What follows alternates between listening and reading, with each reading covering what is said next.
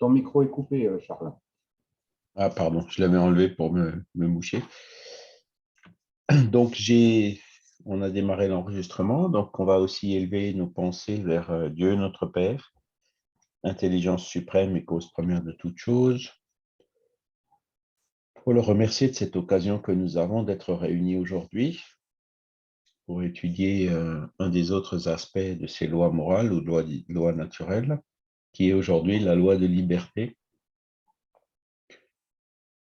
Et donc, par cette étude, cette élévation de pensée, nous rapprocher des guides spirituels qui sont là pour nous aider, pour nous soutenir au moment de traverser les difficultés naturelles de la vie et nous assister dans notre parcours évolutif pour devenir chaque jour un peu meilleur que la veille. Et nous espérons que ces lectures, ces études d'aujourd'hui puissent également être utiles pour les esprits qui pourraient y assister dans nos domiciles respectifs, et nous appelons sur eux la miséricorde de Dieu. Voilà. Donc, vous voyez, donc la dernière fois, on avait vu cette loi d'adoration, la prière. Aujourd'hui, le 19, et donc la semaine prochaine, le 26, on verra le module 9, qui est la loi de liberté, qui est divisé en deux cours. Aujourd'hui, nous verrons liberté de pensée et de conscience, libre arbitre et responsabilité. D'accord, c'est relativement chargé, on va voir. Et le deuxième, donc, qui sera dimanche prochain, juste avant la petite pause estivale, ce sera la fatalité, le principe de l'action et de la réaction. D'accord? Donc, nous y voilà, loi de liberté. Je pense que la loi de liberté, c'est un sujet assez prenant, passionnant, surtout chez nous, et puis dans la majorité des pays occidentaux, puisque la devise de notre pays, de la France, c'est liberté, égalité, fraternité. Donc, vous voyez, le mot liberté vient en premier.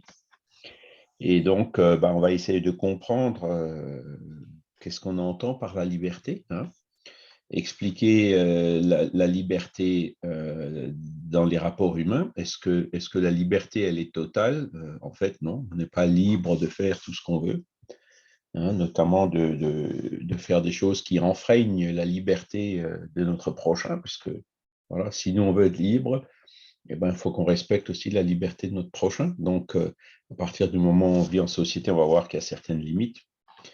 On va voir que la liberté de penser, là, par contre, on a le droit de penser tout ce qu'on veut. On verra quelle est la différence entre la liberté de penser et la liberté de conscience. On va définir aussi le libre arbitre. Qu'est-ce que c'est? C'est ce qui nous différencie des animaux. Et on verra donc, pour terminer, pour aujourd'hui, le rapport entre le libre arbitre et la responsabilité. On est libre de faire ce qu'on veut, mais on est responsable de ce qu'on aura choisi, de ce qu'on aura fait. D'accord? Voilà. Alors, la liberté dans les rapports humains, elle est pas absolue, elle est relative. Donc, question 826, les esprits nous disent que dès qu'il y a deux hommes ensemble, ils ont des droits à respecter et non par conséquent plus de liberté absolue. Voilà. Et ça, c'est donc les contraintes de la vie en société qui nous imposent, et ça, c'est donc une notion qui est venue très très tôt, déjà dans le décalogue et après renforcée aussi dans les évangiles par Jésus. Notre liberté s'arrête là où elle empiète, où elle enfreint, où elle réduit celle de l'autre. Et donc, à partir du moment où on vit en société, on n'a plus de liberté absolue. L'ermite dans le désert, lui, il peut faire ce qu'il veut, d'accord? Parce qu'il gêne personne là-bas. Il gêne à la limite que lui-même, quoi. Donc, s'il a un bolide, il peut rouler à 200 à l'heure, ou alors, voilà, il peut... Charles, excuse-moi, Oui, mais il y a Joël qui attend apparemment dans la salle d'attente. Non? Il lui a attends. envoyé un message sur. Alors, il ne doit pas être dans la bonne salle d'attente, puisque là, je ne le vois pas. Alors, attends, sur le Skype, on va lui mettre, alors, tac, invité. Alors, copier le lien d'invitation. On va revenir. Hop, c'est le lien, parce qu'en fait, c'est toujours le même. Voilà.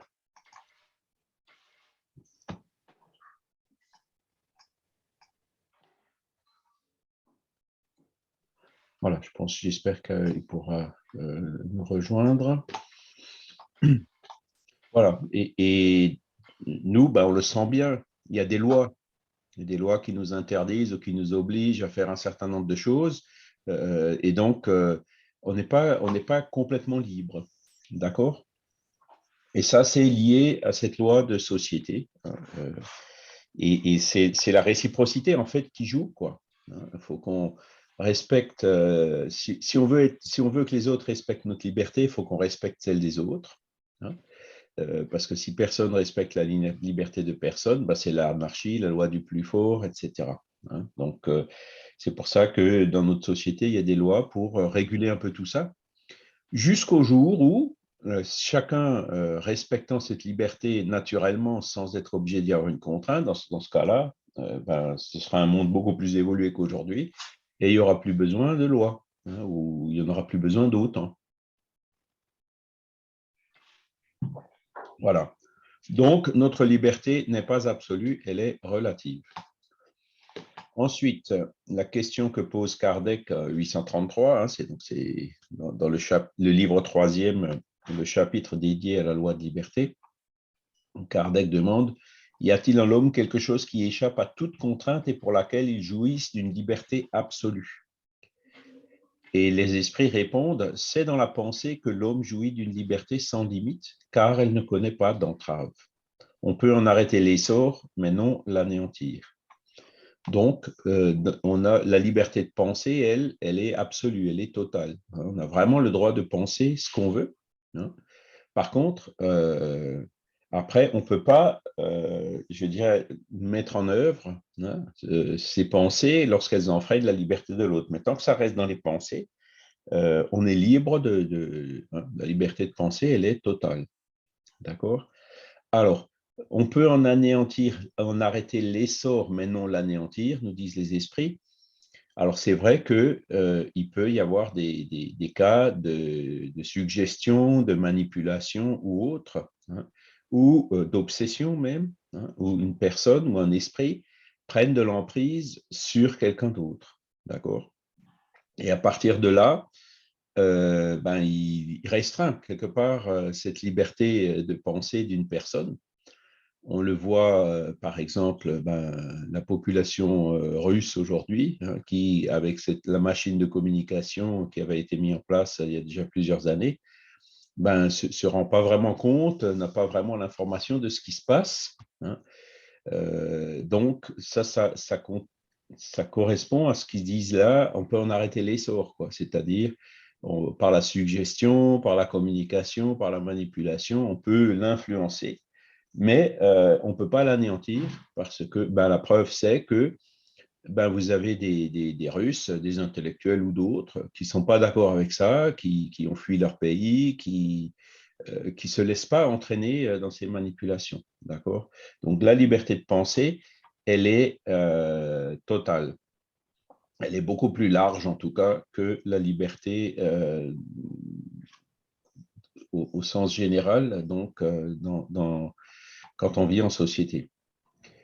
Et c'est là où Kardec pose aussi la question, la liberté de conscience est-elle une conséquence de la liberté de penser? Quelle est la différence entre la liberté de conscience et la liberté de penser? Et donc, les esprits répondent, la conscience est une pensée intime qui appartient à l'homme comme toutes les autres pensées. Ça veut dire que la voix de la conscience revient ou passe, disons, par le même canal que la pensée. Et donc, la liberté de conscience, elle est égale, entre guillemets, à la liberté de penser. Voilà. Sachant que là, il y a un autre aspect qu'on pourrait développer, c'est que dans la voie de la conscience, on a bonne conscience, mauvaise conscience, c'est dans la conscience qu'est écrite la loi de Dieu. Enfin, il y a pas mal de citations spirites qui citent la conscience. Il peut aussi y avoir l'influence de notre guide spirituel hein, qui, quelque part, nous aide, cette conscience, à se manifester. D'accord? Donc, liberté de pensée, liberté de conscience, c'est là où elle est totale. On a le droit de penser tout ce qu'on veut. Ensuite, ou de voter tout ce qu'on veut, hein, puisque c'est le jour aujourd'hui où il faut retourner, enfin pour certains du moins, au second tour. Alors, voilà pour la liberté de conscience. Maintenant, la question du libre arbitre. Est-ce que l'homme a-t-il le libre arbitre de ses actes? Question 843. D'accord? Est-ce qu'on est libre de faire ce qu'on veut? Est-ce qu'on a le libre arbitre ou est-ce qu'on est prédestiné? Est-ce que nos actes sont machinaux ou instinctifs, machinaux comme chez les machines ou instinctifs comme chez les animaux? Et les esprits répondent, puisqu'il a la liberté de penser, il a celle d'agir. Sans le libre arbitre, l'homme serait une machine ou un animal. Et donc, les esprits, là, sont aussi catégoriques. L'être humain a le libre arbitre, c'est-à-dire, en fait, il a la liberté de faire ce qu'il veut, de faire ce qu'il veut. Hein. Et donc, en vertu de cette liberté, hein, qui dit liberté dit, ben, on est libre de faire le bien, on est libre aussi de faire le mal. Et c'est là que vient, selon la philosophie spirit, l'explication du mal. Qu'est-ce que c'est que le mal? Est-ce que c'est Dieu qui laisse faire? Est-ce que c'est... Non, Dieu nous donne la liberté, d'accord? Et nous, chacun de nous, avec sa liberté, hein, il peut choisir entre le bien, entre le mal, entre la droite, entre la gauche, entre le haut, entre le bas. On est libre, hein, de nos actes. Alors là, c'est pareil, on pourra argumenter, oui, mais il y a des limites. Si on nous enchaîne les mains, on n'est plus libre. Si on nous enferme en prison, on n'est plus libre. C'est vrai. C'est vrai, si on est, par exemple, handicapé ou si on a Alzheimer, on n'est plus libre. C'est vrai qu'il y a des circonstances où la liberté, elle est considérablement restreinte, voire annihilée. Mais il y a toujours, quelque part, donc la loi de cause à effet qui fait que ce genre de situation découle d'un acte ou de quelque chose qu'on a commis librement. Hein. La maladie d'Alzheimer, bon, c'est peut-être moins évident. Bon, quand on est en prison, on le sent un peu plus. Hein, c'est parce qu'on a fait quelque chose de mal avec notre liberté qu'on se retrouve jugé et en prison, hein, en général. Pour les maladies d'Alzheimer, c'est un petit peu plus subtil. On n'a pas forcément fait quelque chose dans cette vie pour avoir la maladie d'Alzheimer, si ce n'est peut-être des excès au niveau de, je ne sais pas, de stupéfiants ou autres.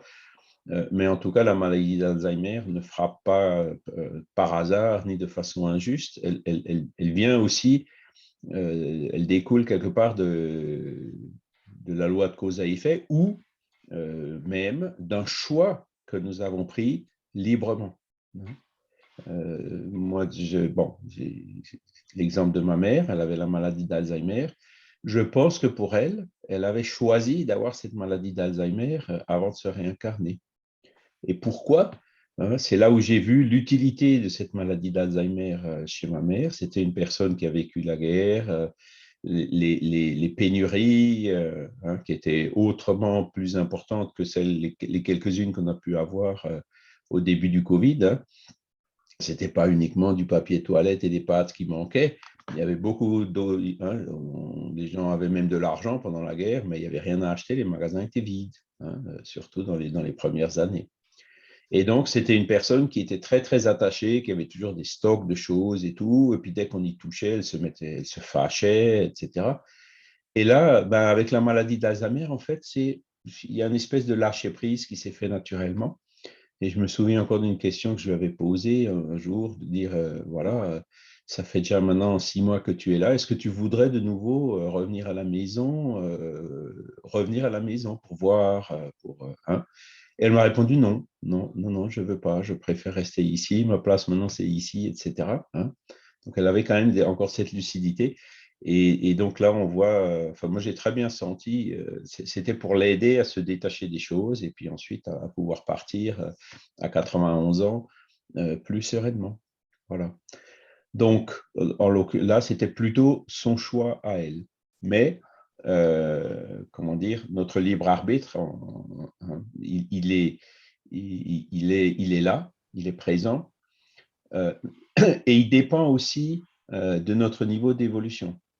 Hein, parce que, comment dire, la personne qui fait des choses sans réfléchir, hein, de façon instinctive, entre guillemets, c'est pas vraiment l'utilisation de libre arbitre, c'est plutôt l'instinct qui l'a fait agir. Hein. C'est là où on revient à l'homme préhistorique éventuellement, ou même aux animaux. Hein. On voit que les animaux, est-ce que les animaux ont leur libre arbitre? Il commence à avoir des signes de ce libre arbitre, hein, qui se développent tout doucement en eux. Cela dit, il y a l'instinct de conservation quand il faut manger, l'instinct de reproduction quand il y a une chienne en chaleur, ou des choses comme ça, qui est plus fort, hein, ou l'instinct d'aller chasser, encore une fois, de la conservation, qui est plus fort chez l'animal que son libre arbitre. D'accord? Donc, c'est là qu'on voit que le libre arbitre se développe au fur et à mesure de notre évolution, au fur et à mesure qu'on comprend et qu'on sait ce qu'on fait. Alors, le dernier aspect qu'on va voir aujourd'hui, c'est on est libre. Hein. Par contre, ce n'est pas, entre guillemets, gratuit. On est libre de faire ce qu'on veut. Donc, on a cette liberté, ce libre arbitre, mais on est responsable de ce qu'on a fait. On est libre de choisir un chemin ou l'autre, mais ensuite, c'est nous qui avons choisi. Hein, c'est-à-dire, on est responsable du choix qu'on a fait. Ça, c'est le cas général. Donc là aussi, il y a des personnes, hein, et c'est un espèce de, comment dire, des personnes qui, dès qu'elles doivent prendre une décision, payent des sommes élevées pour aller voir un médium qui doit leur dire, en lui demandant de leur dire ce qu'elles doivent faire et pas faire. Donc ces personnes-là, quelque part, cherchent à se défausser, à déléguer leur liberté à quelqu'un d'autre. D'accord?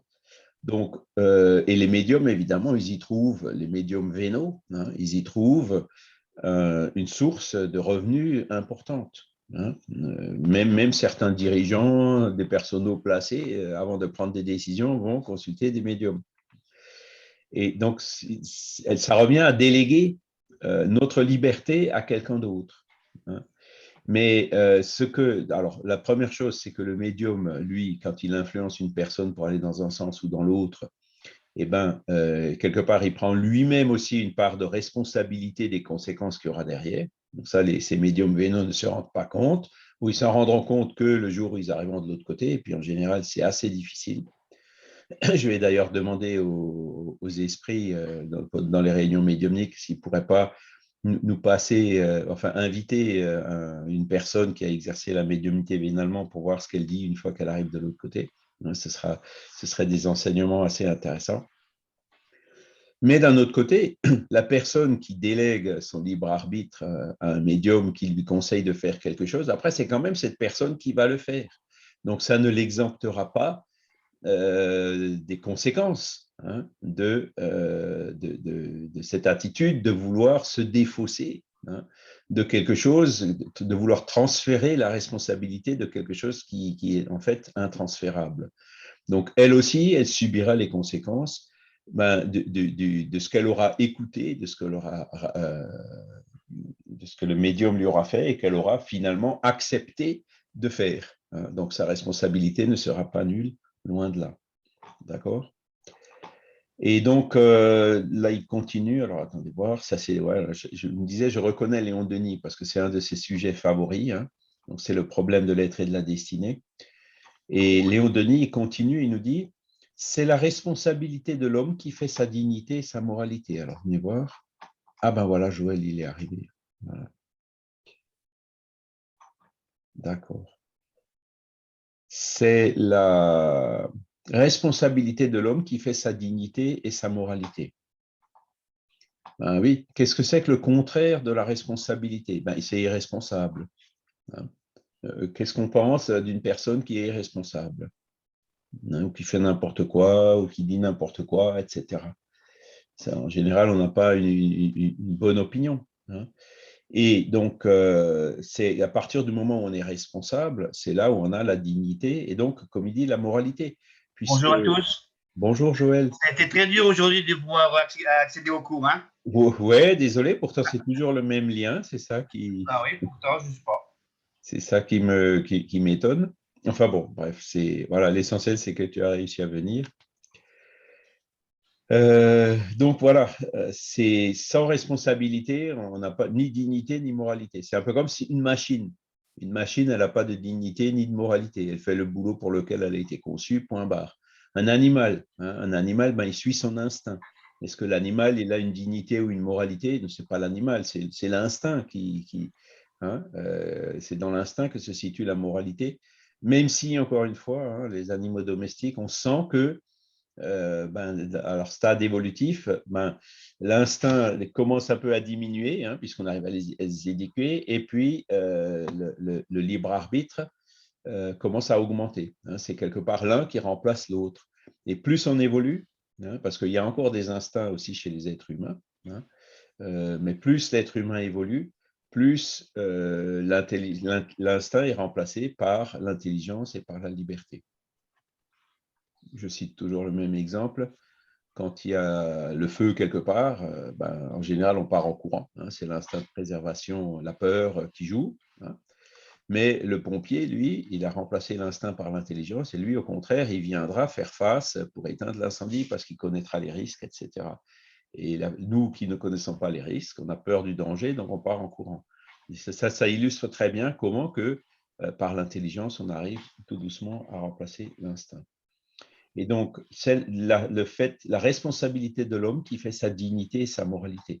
Quelqu'un qui est digne, qui fait que des bonnes choses, quelque part, c'est une récompense de la bonne utilisation de son libre arbitre et donc de la responsabilité qui va avec. Pareil pour la moralité. Sans elle, sans cette responsabilité, il ne serait qu'une machine, sans la liberté, une machine aveugle, un jouet des forces ambiantes. Et ça, c'est une des conséquences du déterminisme, du matérialisme, de dire que la pensée est générée par le cerveau, ça revient à nous transformer en machine. Ce sont les réactions chimiques dans mon cerveau, ce que j'ai hérité, mes gènes qui me commandent. Ce n'est pas moi-même. Donc,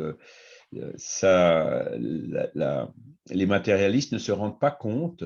S'ils poussaient vraiment le raisonnement jusqu'au bout au niveau du déterminisme et du matérialisme, ils se rendraient compte que si je fais une bêtise, si je prends une arme et que je tue quelqu'un, c'est la faute aux réactions biochimiques dans mon cerveau. Alors, on m'enfermera quand même, mais entre guillemets, je ne serai pas responsable de ces réactions. Vous voyez, ça annule complètement cette dignité, cette moralité en nous. Fabrice? Oui, est-ce qu'on peut considérer quelqu'un qui est sous influence, que ce soit sous l'influence d'un esprit incarné ou sous l'influence d'un esprit désincarné, est-ce on peut considérer quand même que ses responsabilités dans ses choix, eh bien, est diminuée, justement du fait qu'il soit sous influence? Oui, bien sûr. Parce que, surtout dans le cas de subjugation, quand l'esprit a vraiment une emprise totale, très forte sur la personne, c'est, comment dire, l'esprit qui subjugue ou la personne qui influence, la personne qui manipule ou qui, par hypnotisme, suggère à la personne de faire quelque chose de mal, prend une part de responsabilité. Mais, encore une fois, la responsabilité de celui qui subit l'obsession ou l'influence morale, l'influence hypnotique, n'est pas nulle parce que, quelque part, si ça lui arrive, c'est parce qu'il s'est laissé faire ou parce qu'il s'est mis en affinité avec ces entités qui le subjuguent, ou alors c'est la loi de cause à effet, des conséquences d'une vie passée qui le place dans une situation comme ça. Voilà. Personne ne souffre ce genre de choses de façon injuste ou par hasard. C'est toujours quelque chose qui découle de la loi de cause à effet. Donc, la responsabilité, elle est plus faible, mais elle n'est pas nulle. Et heureusement, notre système judiciaire, parce que c'est vrai qu'avant, quand on voit certaines personnes qui s'en prennent à d'autres en les tuant, en les torturant, et après, quand ils passent devant des psychiatres, des psychologues, et on arrive à démontrer que comment dirais-je, leur système de croyance était complètement aboli ou de décision, on se dit, ouais, c'est un peu facile, le gars, il a torturé ou l'a tué ou l'a violé, et puis sous prétexte qu'il est fou ou pas bien, voilà, il peut pas répondre de ses actes. Mais finalement, quand on étudie un petit peu la philosophie spirit, on se rend compte que bah, ça a lieu, quoi. Certaines personnes peuvent vraiment être des influences parfois très, C'est ça, ouais. tenaces. Et puis, bah, effectivement, il y a quasiment une abolition de leur enfin pas de leur responsabilité, mais de leur conscience, de leur libre arbitre, quoi. C'est ça.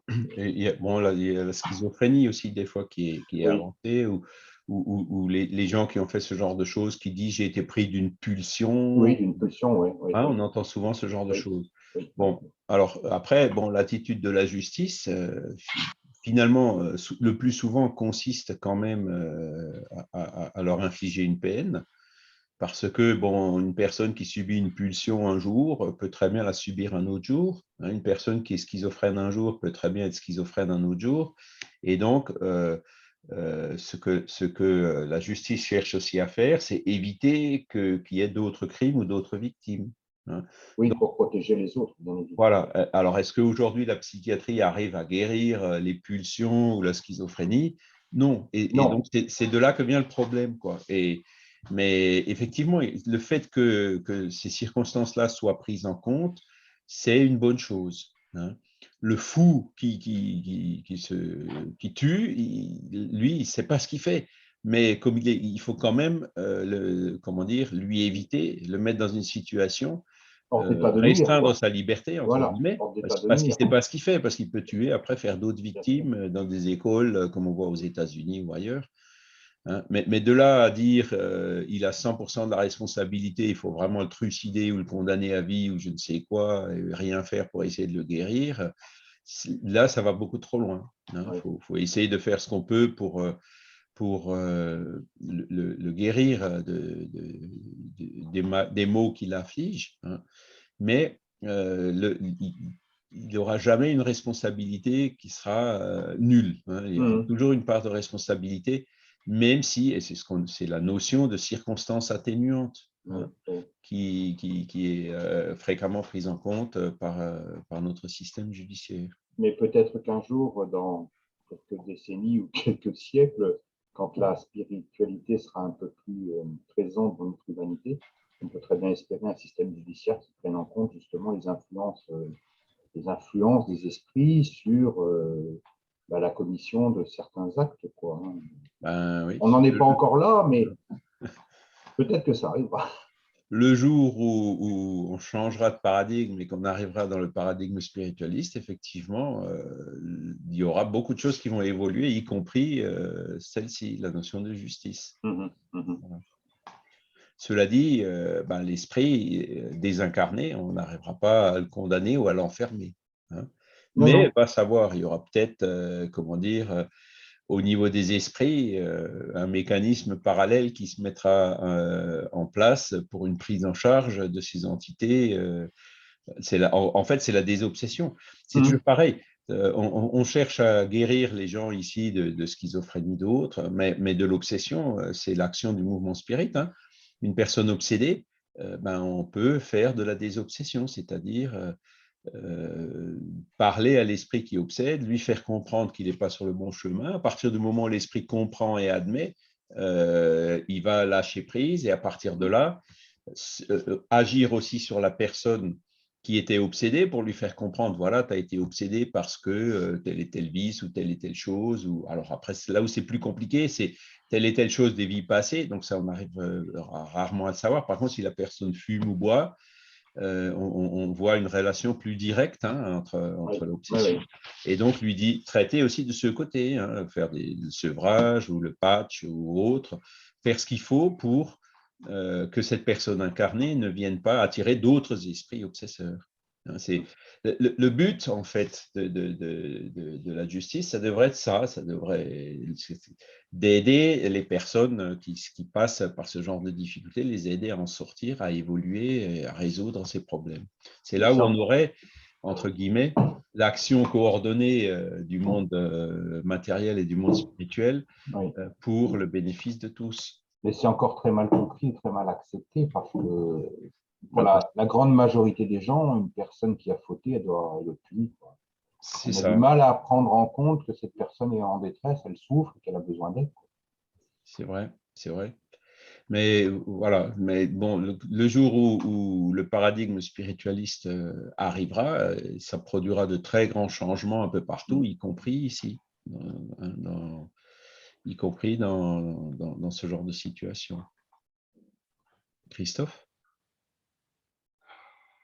Comment dirais-je, je vais essayer d'aller très vite parce qu'il faut qu'on fasse le cours jusqu'au bout, mais pour moi, ça ne changera pas. Rien ne changera de toute façon tant qu'on est sur une terre d'expiation. C'est tout simplement que les âmes qui, eux, ont compris, iront vers des mondes de régénération, des mondes un peu plus élevés, mais des mondes d'expiation, on aura toujours des problèmes d'injustice parce que les injustices doivent exister. Une personne qui a commis un crime, la famille qui crie injustice, c'est peut-être que dans une vie antérieure, elle a déjà commis des crimes et qu'elle rembourse tout simplement sa dette. C'est que maintenant, elle est victime d'une injustice, tout simplement. Et qu'on aura beau faire ce qu'on veut, le but du jeu, d'après ce que j'ai compris, hein, maintenant, d'après ce que j'ai compris, c'est que le libre arbitre, il est uniquement dans la moralité. Celui qui comprend qu'il faut devenir moral, il a tout compris, il ira autre part après. Mais des mondes d'expiation, je pense qu'il ne faut pas rêver, hein. Ça ne changera jamais, de toute façon. Oui, mais ce qu'il faut dire, c'est que la Terre, qui est actuellement encore un monde d'expiation et d'épreuve, elle est en transition vers un monde de régénération. On est bien Oui, d'accord. tout à fait. Mais Donc, ceux qui ne méritent pas de rester sur un monde de génération continueront sur une autre planète, comme c'était un voilà. peu le cas des évadés de Capella, et puis vous recommencez à zéro. Et Voilà. puis peut-être qu'un jour, vous comprendrez, vous mériterez d'aller dans un monde meilleur. Mais Et je cite un exemple. Donc aujourd'hui, on voit qu'il y a encore des guerres, des atrocités, des viols, des exterminations qui sont pratiquées. Bon, ces esprits-là, y compris ceux qui instiguent ce genre de choses, hein, les dirigeants qui sont responsables de déclencher ces horreurs, ben, ces esprits-là, quand ils vont revenir dans le monde spirituel, ben, ils comprendront que le seul moyen d'avancer, c'est ben, l'expiation, la réparation, etc. Supposons maintenant que sur Terre, nous, hein, la Vox Populi, on dise maintenant ça suffit, on ne veut plus de guerre, il faut le désarmement, il faut ci, il faut ça, ben, la Terre, elle se retrouvera dans une situation où, comme je prends l'exemple concret en Europe, hein, entre la France et l'Allemagne au XXe siècle, ben, c'était dur. Hein. Il y avait même 1870 au XIXe, 1914, 1918, 1939, 1945. C'était chaque fois entre la France et l'Allemagne, en gros, quoi, hein. Mais en 1945, beaucoup de choses ont été mises en place pour dire, bon, écoutez, maintenant ça suffit, on a compris, on ne veut plus ça. Hein. Puis regardez aujourd'hui ces liens forts qui unissent, hein, quelque part la France et l'Allemagne, même s'il y a encore beaucoup de différences. Hein. Le président français, quand il est élu ou réélu, premier déplacement, c'est en Allemagne, et vice-versa. Le président allemand, le chancelier, premier déplacement, c'est en France. Et là, ils sont allés ensemble, par exemple, en Ukraine. Donc, aujourd'hui, on peut estimer qu'il est très, très peu probable qu'il y ait un nouveau conflit armé entre la France et l'Allemagne. On est bien d'accord. Donc, supposez maintenant l'esprit du Français ou de l'Allemand qui a commis des atrocités pendant la guerre, il va être obligé d'aller expier ça quelque part, d'accord? Donc aujourd'hui, ben, il s'est peut-être réincarné en Russie ou en Ukraine, hein. Mais demain, si ce processus qui a eu lieu entre la France et l'Allemagne se produit aussi en Ukraine ou ailleurs dans le monde où il y a encore des conflits, où est-ce que l'esprit pourra aller expier, hein? Il ne pourra plus expier sur la Terre, il le comprendra. Et c'est ça qui l'amènera automatiquement à dire, effectivement, si je veux évoluer, le meilleur choix pour moi, c'est d'aller expier ça sur une planète qui est comme était la Terre il y a quelques millénaires. Hein. Donc, on dit toujours, non, ils vont être exclus, on va les enlever, on va les... Non, ce processus se fait de façon naturelle. Hein. Il n'y a pas de centre de tri, c'est une expression un peu, ou de sélection, hein, dans le monde spirituel pour dire, bon, bah, toi, hop, tu prends le train qui va vers la planète primitive quelque part ailleurs, et non, toi, tu peux rester là. C'est l'esprit lui-même, hein, les esprits qui sont venus de Capella vers la Terre, c'est très probablement la grande majorité d'entre eux qui ont fait ce choix, hein, qui sont venus ici pour construire les pyramides, apporter la philosophie grecque, les Atlantes, les Védas, etc. Hein. Donc, c'est comme ça qu'il faut le voir. Hein. Et là, on va encore une fois dans le sens de la liberté, du libre arbitre. Hein. Dans la plupart des cas, hein, les esprits qui ont déjà un certain degré d'évolution, ou ceux qui sont pas dans des troubles profonds, comme ça arrive quelquefois, c'est nous-mêmes qui choisissons notre vie, qui choisissons les circonstances, le lieu et les grandes lignes de ce que sera notre incarnation. C'est notre choix. Hein. Et la même chose hein, pour dire, bon, ben maintenant, je ne vais plus m'incarner ici, je vais aller me réincarner sur une planète primitive qui va devenir une planète d'expiation et d'épreuve. Ce sera probablement la majorité d'entre eux, leur choix. Voilà. Les seuls esprits, c'est quand vous lisez, comment ça s'appelle, Missionnaire de la Lumière ou autre, vous savez, où on parle des esprits ovoïdes et tout ça. Bon, là, et ceux qui sont dans un trouble profond comme ça, effectivement, ce sont les guides qui les réincarnent, mais plus le monde évolue, moins il y en a des comme ça. Hein. Et plus la liberté, donc notre libre arbitre, se développe hein, et fait que c'est nous-mêmes qui faisons les choix. Michel ? Oui, et donc la Terre est appelée à devenir un paradis. Ah ben oui, attention, le monde d'expiation et d'épreuve, ce ne sera pas encore un paradis. Hein. Non, mais si ça devient un monde de régénération ensuite, et puis après un monde supérieur, etc. Ah oui. Donc ça veut dire qu'en fin de compte, ce monde-là, qui a été colonisé par ces fameuses entités qui ont été, entre guillemets, chassées de Capella, a donc progressé, évolue pour devenir, entre guillemets, un paradis, c'est-à-dire un monde supérieur. Par contre, les entités qui restent ou qui évoluent aussi ici peut-être, mais pas assez, partiront vers notre monde, et etc. C'est ça. C'est peut-être enfin. C'est ça. Mais le monde de régénération, on est aujourd'hui, le niveau 1, ce sont les mondes primitifs. Hein. Le niveau 2, c'est les mondes d'expiation et d'épreuve. On va passer au niveau 3, qui est le monde de régénération, où on se repose, où il y a, comment dire, un meilleur équilibre entre le bien et le mal. Hein. C'est plus le mal qui domine comme aujourd'hui dans le monde d'expiation et d'épreuve.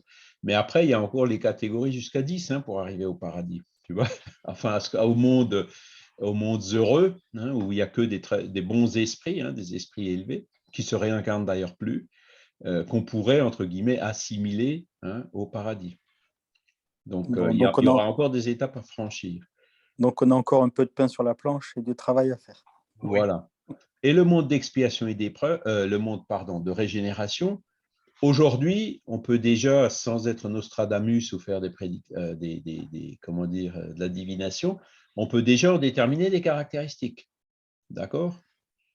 La science aujourd'hui sait déjà à quoi va ressembler la Terre à la fin du siècle. On est bien d'accord, hein ? Avec 2 degrés de plus, avec des phénomènes climatiques qui s'intensifient, avec des canicules ou des sécheresses comme on a en ce moment. Et là, vraiment, chez nous, là, autant il y a encore 2-3 semaines, ça allait, mais autant maintenant, tout est absolument sec. Hein. Les ruisseaux sont à sec. La plupart des rivières sont à sec, toutes les réserves d'eau sont au minimum. Là, maintenant, ça cogne aussi chez nous. Il est temps qu'ils se mettent à pleuvoir. Hein. On est passé aussi dans les restrictions. Mais ça, ce sera dans le monde de régénération tout le temps, hein, avec 2 degrés de plus. Et comment est-ce qu'on va irriguer les cultures? Comment est-ce qu'on va produire des aliments? Comment est-ce qu'on va… le monde de régénération, c'est ça. Il y a tout un tas de difficultés qui vont venir. Il y a 1 milliard de personnes, d'êtres humains qui habitent dans des zones où il fera trop chaud pour que l'être humain puisse y survivre et donc qui vont être obligés d'émigrer. Ce n'est pas quelques dizaines de milliers de Syriens ou peut-être quelques centaines de milliers d'Ukrainiens qu'il faut recevoir temporairement. Là, ce sera plusieurs milliards de personnes qui vont venir frapper aux portes des régions un peu plus clémentes, alors que ces régions plus clémentes souffriront déjà de difficultés d'alimentation à cause des effets climatiques. Voilà ce que va être le monde de régénération, d'accord? Et la science le prévoit, ça, déjà aujourd'hui. Hein? Les climatologues arrivent à calculer ces choses-là. Donc, le monde de régénération, ce ne sera pas un monde de confort matériel où chacun pourra être les doigts de pied en éventail dans des belles forêts avec la clim quand il fait trop chaud et tout. Ce ne sera pas ça du tout. Et c'est justement ces difficultés matérielles hein. On reviendra à des périodes un peu comme pendant la guerre, hein, quand mes parents ils en parlaient, oui, pendant la guerre ci, pendant la guerre ça. Il y avait du rationnement, comme je vous en ai parlé tout à l'heure, mais il y avait une solidarité incroyable hein, entre les personnes à cette époque-là. Hein. Il y en a un qui avait des lapins, l'autre il avait des poules, il partageait les œufs, le troisième il avait du fourrage, et ça fonctionnait, tout fonctionnait comme ça, par la solidarité entre eux. Et j'ai connu cette période, je suis venu 15 ans après, je radote, j'ai certainement déjà raconté ça. La solidarité qu'il y avait entre mon père et puis ses copains, elle était incroyable. Ils venaient, il n'y avait même pas besoin de les appeler, ils étaient toujours présents pour aider, et puis vice-versa dans les deux sens et tout. Alors qu'aujourd'hui, les gens, non, on est beaucoup plus individualiste. On a perdu ces réflexes de solidarité qui s'étaient développés pendant la guerre et qui se développeront, je l'espère, hein, avec ces difficultés climatiques qui vont se présenter. Parce qu'on n'a pas le choix. Hein. Ou ces milliards de personnes, on les accueille et puis on enlève un peu de notre superflu, voire même de notre nécessaire pour le partager avec eux, ou alors ça va être le carnage, on est bien d'accord. Et donc, comme on va vers un monde de régénération, le bon sens nous dit que ce ne sera pas le carnage, que ce sera la solidarité qui l'emportera. Mais ça ne veut pas dire que ce sera partout comme ça. Il y aura certainement des carnages ici ou là, ça c'est clair. Donc, voilà ce que c'est que le monde de régénération. Ce sera plus difficile matériellement, on ne pourra pas prendre la voiture pour aller chercher du pain à 2 km parce qu'il est meilleur que celui qui est à 500 mètres. Hein. Ça n'existera plus. Je pense que prendre des voitures ou des avions pour aller à l'autre bout du pays ou du monde, se mettre les doigts de pied en éventail sur une plage, pareil, il faudra oublier ce genre de choses. Hein. Et il faudra certainement aussi qu'on remette un peu plus les mains, pas dans le cambouis, mais dans la terre pour pouvoir cultiver ou aider ou produire un minimum, puisqu'on manquera souvent du nécessaire. Donc c'est ça le monde de régénération qui va venir. C'est ça qui va nous pousser à cette solidarité. C'est mon avis, hein, je peux me tromper. Oui, mais voilà. Charles, il se peut aussi que notre nourriture change. Absolument. Elle changera, ouais. Parce que j'avais lu dans un livre écrit par Chico et dicté par André Louis que l'air comportait des nutriments auxquels nous ne pensions pas encore. Alors, je ne sais plus ce que c'est ce livre. J'étais en train de chercher la référence, mais je ne l'ai pas trouvé. Consolateur, non? Parce que, bon, après, c'est vrai qu'il y a les théories bouddhistes hein, de la nourriture pranique. Hein. Et il existe effectivement des cas comme ça revient à ça, oui. Thérèse Neumann ou d'autres hein, qui ont passé des années sans rien manger, sans rien boire. Hein. Donc, qui étaient nourris, on ne sait pas trop comment, par soit de la nourriture pranique, soit de la dématérialisation, rematérialisation des aliments. Voilà, il y a eu quelque chose qui s'est passé. Donc, effectivement, on peut espérer que ce genre de choses, ou au moins que la technologie évoluera hein, pour que. Et après, il y a des choses aussi de bon sens. Hein. Quand on mange quelque chose, il faut toujours avoir à l'esprit ce que ça coûte à la planète. Hein. En eau, en surface cultivable, en émissions de méthane ou de gaz à effet de serre, etc. Et donc, la nourriture animale, hein, donc, que le spiritisme n'interdit pas, hein, le végétarisme, c'est bien, mais dans l'avenir, probablement, il y aura, on devra changer aussi d'alimentation en période de pénurie. Eh ben, les aliments qui coûtent trop cher à la nature, entre guillemets, hein, on ne pourra plus les avoir, il faudra bien les remplacer par d'autres aliments qui pèsent beaucoup moins sur la nature et qu'on pourra produire en plus grande quantité que des aliments qui, eux, consomment trop d'eau alors qu'il n'y aura plus d'eau, vous voyez hein, c'est la nourriture animale, hein, puisque la nourriture animale, à part certains pâturages comme les chaumes en haute montagne, de toute façon, on ne peut pas faire autre chose que de laisser les vaches brouter. Hein. Les surfaces cultivables qu'on aura, qu'on pourra irriguer, on les utilisera. On fera beaucoup plus de calories, de protéines, de sources d'alimentation en faisant du végétal qu'en faisant du végétal pour nourrir l'animal et ensuite se nourrir de l'animal. Vous voyez?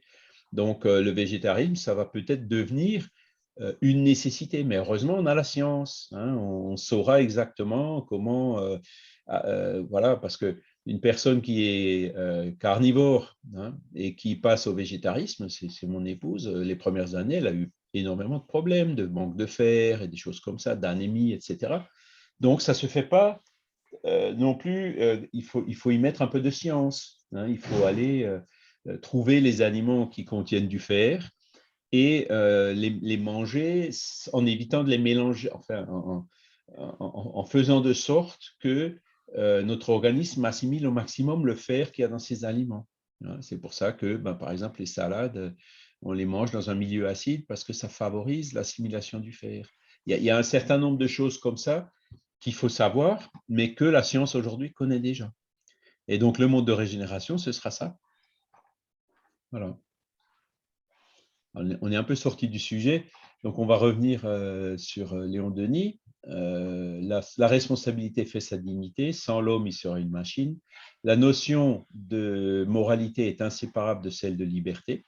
Oui. La responsabilité est établie par le témoignage de la conscience, bonne conscience ou mauvaise conscience, hein, qui nous approuve ou nous blâme suivant la nature de nos actes. Si la liberté humaine est restreinte, elle est du moins en voie de perpétuel développement, car le progrès n'est pas autre chose que l'extension du libre arbitre dans l'individu et dans la collectivité. Donc Léon Denis nous dit que l'évolution, hein, la liberté, c'est quelque chose qu'il faut conquérir. Elle va augmenter et devenir beaucoup plus forte, beaucoup plus étendue avec notre évolution. La personne, l'esprit peut évoluer, il aura une liberté peu développée. L'esprit beaucoup plus évolué, il aura une liberté beaucoup plus évoluée. Donc, la liberté se conquiert au fur et à mesure de notre évolution. Le libre arbitre est donc un épanouissement de la personnalité et de la conscience. Pour être libre, il faut vouloir l'être et faire effort pour le devenir en s'affranchissant des servitudes de l'ignorance et des basses passions, en substituant l'empire de la raison à celui des sensations et des instincts. Vous voyez, comme ça, c'est bien dit. Est-ce que la personne conditionnée par des choses matérielles, il faut ci, il faut ça, il faut autre chose, ou qui est quelque part victime ou esclave de ces sensations, de ces instincts, des plaisirs matériels et tout, est-ce que cette personne est libre? Non, non, elle n'est pas libre. Celui qui est libre, c'est celui qui se satisfait de ce qu'il a, c'est celui qui arrive à s'affranchir de toutes ces contraintes artificielles, hein, qui restreignent la liberté. Hein, ça aussi, c'est un aspect fondamental de cette liberté. Les passions, hein, voilà. Ouais, les passions, on en est quelque part esclave. Ce sont les addictions en général. Dès qu'on dit addiction, on voudrait s'arrêter, mais on ne peut pas. Donc, une addiction en soi restreint notre liberté, hein, puisqu'on n'arrive pas à s'en sortir comme ça, quelle qu'elle soit, hein, que ce soit les drogues licites comme l'alcool ou le tabac, les drogues illicites, que ce soit la sensualité, que ce soit plein d'autres choses, l'argent ou autre. Hein, quelque part, ça nous enchaîne. Si, tu peux t'en affranchir de ça, mais il faut vouloir, quoi, c'est tout. Voilà, La volonté. c'est ça. Et donc, c'est ce que dit Léon Denis, hein, il faut vouloir l'être et faire effort. Ça veut dire qu'il faut aller au-dessus, au-delà de ça. Il faut développer notre quotient émotionnel, entre guillemets, pour qu'on arrive à contrôler ses sensations et ses instincts. Et là, oui, là, on deviendra effectivement beaucoup, beaucoup plus libre. D'accord ? Donc, voilà pour ce qui est de l'introduction. On a pratiquement déjà passé l'heure, mais c'est vrai que là, les choses résumées sont vraiment très, très fortes. Donc, je rappelle, donc on a vu la liberté dans les rapports humains, hein, donc qui est relative et pas générale. On a vu que la liberté de penser, liberté de conscience, c'était la même chose. On a défini le libre arbitre, hein, et on a établi le rapport entre le libre arbitre et la responsabilité. Est-ce qu'il y a encore des questions est-ce que vous avez encore des questions sur ces aspects généraux? des remarques.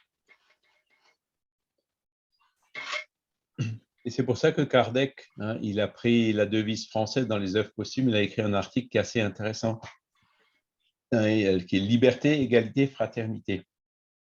C'est notre devise. Donc liberté, on l'a vu. Mais on a vu que la liberté, elle est conditionnée par un certain nombre de choses. L'égalité, c'est un autre grand mot. Hein. L'égalité, de façon absolue, pareil, n'existe pas. Puis il y a des gens qui sont plus évolués que d'autres. Il y en a qui ont la bosse des maths, pas les autres. Il y en a qui ont un cours sain, pas les autres. On se rend compte de beaucoup d'inégalités au sein de, quand on regarde autour de nous sur la Terre. Mais ce qu'on comprend, par contre, c'est que l'égalité, elle existe dans le fait qu'on a tous eu le même point de départ, on aura tous le même point d'arrivée, et on subit tous la loi de cause à effet. D'accord ? On recueillera du bien quand on sèmera du bien, on recueillera des conséquences du mal quand on aura semé le mal. Et après, le troisième qui est dans la séquence, c'est la fraternité. D'accord ? Et Kardec, lui, dans son analyse, il dit, en fait, il faudrait les prendre dans l'autre sens. Il faut qu'il y ait une fraternité, hein, cette fraternité qui respectera l'égalité des chances. Hein, et c'est donc une fois qu'on y aura cette fraternité et cette égalité des chances qu'on sera vraiment libre. Fabrice ? Oui, alors, en fin de compte, l'égalité dans le sens où on l'entend dans liberté, égalité, fraternité, c'est un peu une utopie. Parce qu'on a tous eu au départ la même chance, mais on n'est pas tous arrivés à la même situation. Donc, vouloir rétablir l'égalité à tout prix pour tout le monde, de façon, on va dire, sans chercher à comprendre quoi que ce soit, c'est un peu d'utopie. Si tout le monde ne fait pas des efforts pour arriver à cette égalité, ça ne marchera pas. Eh bien, on a des expériences dans le monde. Hein. Les systèmes communistes, c'était un peu ça. On traite le paresseux et le travailleur de la même façon. Voilà, et le résultat, ça a été quoi? Ça a été que le travailleur, il a posé le crayon puisqu'il ne reçoit pas plus que le paresseux. Donc, pourquoi est-ce qu'il irait hein, ou alors, il faut vraiment que ce soit quelqu'un qui ait justement énormément d'altruisme. Mais on n'en est pas là aujourd'hui sur la Terre. Et c'est là où on voit que on est d'ailleurs même mélangé à dessein entre personnes qui sont plus ou moins évoluées, donc qui sont forcément inégales. Pourquoi? Pour que celui qui est plus haut, il puisse aider celui qui est plus bas à monter. Hein. Donc, effectivement, l'égalité, il faut la comprendre en élargissant la vision, c'est-à-dire qu'on a tous été créés simples et ignorants, mais perfectibles, et que cette perfection se fait par l'utilisation de notre libre arbitre pour travailler à notre évolution, d'accord? Mais qu'aujourd'hui, à un instant T, quand on prend une photo, forcer cette égalité qui est contraire à la nature ne fonctionnera pas. Mais c'est pour ça que dans le mot liberté, égalité, fraternité, il faut voir l'égalité au sens large, c'est-à-dire qu'on a tous le même point de départ, on aura tous le même point d'arrivée, il y en a qui sont plus ou moins avancés, mais donner, par exemple, que celui qui naît dans un bidonville ou dans un milieu ouvrier au niveau socio-culturel très bas, mais qui a des capacités, puisse aussi devenir chef d'entreprise ou dirigeant. Hein, les questions, hein, il y a les castes, ou encore en Inde, par exemple, ou les classes chez nous, hein, il y avait la classe ouvrière et jusqu'aux nobles, etc. Il n'y avait pas cette égalité de chance, puisque celui qui venait d'en bas, il ne pouvait pas accéder au niveau plus haut. Par contre, ça n'existe plus. Rien n'empêche aujourd'hui quelqu'un, donc je ne vais pas me citer toujours chaque fois un exemple, mais mon père, il n'avait même pas le certificat d'études. Ma mère, elle avait une étude plus ou moins complétée, mais pendant la guerre et tout. Moi, j'ai réussi à passer les concours, à rentrer dans l'école de mines, quoi. Donc, c'est quelque chose de tout à fait inattendu. Mais même si dans la réalité, quand on regarde des gens comme moi, issus d'un milieu socio-culturel relativement modeste, dans des grandes écoles, n'ont représenté que 5 ou 10% de la population. Hein. Parce que mes collègues, c'était, tiens, ton père, il fait quoi? Ah, ben, il était polytechnicien. Ton père, il fait quoi? Ben, il est professeur d'université. C'était vraiment un peu l'exception là-dedans. On était peut-être 4 ou 5 sur les 70 à l'époque, qui provenaient d'un milieu comme ça.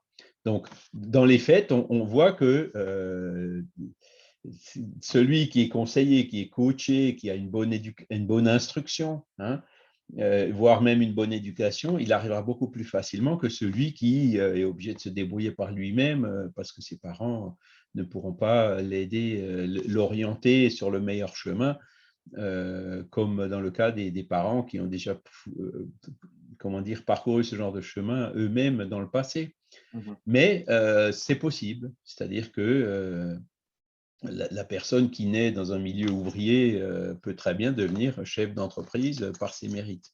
D'accord ? Donc, c'est ça l'égalité, il faut la voir au sens large. Hein, c'est l'égalité des opportunités. Alors maintenant, bon, il y a d'autres sujets hein, sur lesquels, par exemple, les SDF ou l'inégalité au niveau des richesses, on a beaucoup de choses à faire, hein, c'est clair. Hein, là, ça va trop loin, quoi. Quand on voit l'égalité entre l'homme et la femme, pareil, il y a beaucoup de choses à faire hein, en termes de salaire. Il y a des lois même qui poussent dans ce sens-là aujourd'hui, et ça, c'est très bien. Hein.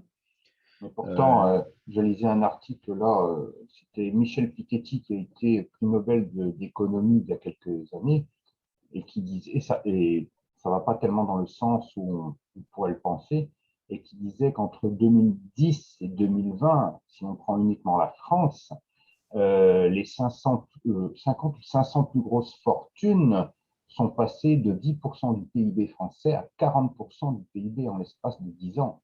Ouais, leur fortune était de 200 milliards en 2010, elle est passée à 1000 milliards en 2020. Ça ne m'étonne pas. On ne va pas dans le sens de l'égalité. Non. Mais bon, après, voilà. En fait, celui qui est riche, c'est celui qui se satisfait de ce qu'il a. D'accord ? Parce que l'argent, celui qui a ses riches, ils seront égaux aux autres par le fait qu'un jour ou l'autre, ils se désincarneront, ils retourneront dans le monde spirituel sans cet argent. D'accord ? Donc là, on voit que la loi d'égalité finit toujours par rattraper les choses. Oui. Hein ? Maintenant, c'est vrai. Moi, je me sentirais très mal à l'aise en ayant une fortune comme ça et en voyant tous ces SDF, etc., toutes ces gens qui n'ont même pas le nécessaire, même dans notre pays, sans aller après en Afrique ou dans d'autres pays où c'est encore bien pire. Et donc, la fraternité, quand Kardec dit que c'est la fraternité qui va entraîner plus d'égalité, il a tout à fait raison. Charles, j'en viens pour les SDF, parce que j'ai quelque chose qui me travaille. Est-ce que c'est un choix qu'ils ont choisi quand ils sont incarnés sur Terre ou c'est autre chose? Ah ben oui, encore une fois, personne ne souffre quelque chose de façon injuste. D'accord ? C'est toujours la loi de cause à effet. C'est peut-être quelqu'un qui a refusé d'héberger quelqu'un dans une vie passée qui se retrouve aujourd'hui SDF. Hein ? Ou quelqu'un qui aurait pu aider des SDF dans une vie passée, qui est passé à côté en faisant semblant de ne pas les voir, qui se retrouve SDF dans la vie suivante. Tu vois ? Par exemple, hein, mais ça peut être d'autres causes. Ou qui a eu des biens mal acquis. Ou qui a eu des biens mal acquis. Voilà, et qui n'a pas su effectivement faire profiter sa fortune à des personnes qui étaient plus pauvres et qui finalement se retrouvent maintenant dans la peau de celui qui est pauvre et qui n'a rien du tout. C'est ça, c'est pour histoire de contrebalancer justement une expérience qui n'a pas su faire profiter d'autres personnes. Par exemple. Et donc même ça, ce sont des choix qui sont pris en accord avec notre libre arbitre. C'est l'esprit qui fait ces choix. Et ce parallèle-là dont je vous ai parlé tout à l'heure, je pense que c'est intéressant pour comprendre, hein, les esprits les moins avancés, ils vont aller, être exclus et aller s'incarner ailleurs. Non, c'est eux-mêmes qui vont choisir d'aller ailleurs parce qu'ils se rendront compte qu'ils ne pourront plus évoluer ici. Hein. Celui qui doit souffrir une guerre, le jour où il n'y aura plus de guerre sur la Terre, il sera bien obligé d'aller la souffrir ailleurs. S'il a besoin de ça pour son évolution, lui, s'il comprend que c'est ça qui est le meilleur pour sa propre évolution, eh ben, il ira de son plein gré, hein, sans problème. Voilà. On va parcourir vite fait, mais on ne va pas tout relire puisqu'on a déjà un peu dépassé le temps. Oui, la conscience, tout ça, on l'a vu. hein, la liberté de penser. Et la liberté de penser, c'est fondamental. Hein, c'est quelque chose qui… Le spirit doit respecter la liberté de penser, la liberté de croyance. La personne qui vient au centre spirit et qui va dans la mosquée ou dans l'église le dimanche, elle doit continuer à rester la bienvenue dans le centre spirit.